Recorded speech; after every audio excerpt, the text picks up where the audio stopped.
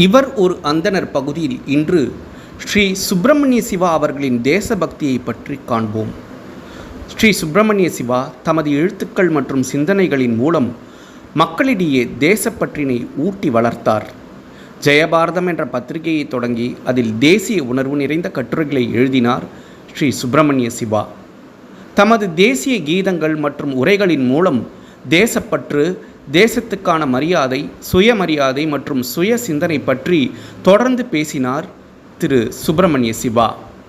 தேசபக்தி இல்லாத கல்வி கல்வியே அல்ல என்று கருதிய ஸ்ரீ சுப்பிரமணிய சிவா தேசபக்தியை புகட்டும் கல்வியை வலியுறுத்தினார்.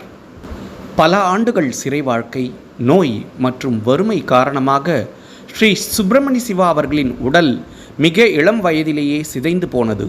1925ஆம் ஆண்டு ஜூலை மாதம் 23ஆம் தேதி அன்று தமது 41 வயதிலேயே உயிர் நீத்தார் ஸ்ரீ சுப்பிரமணிய சிவா. தமது உடலை சுதந்திர கொடி ஏற்றப்படும் நாள் வரை எரிக்க வேண்டாம் என்று தமது கடைசி விருப்பமாக எழுதிச் சென்றார் ஸ்ரீ சுப்பிரமணிய சிவா. இவர் ஒரு அந்தணர்.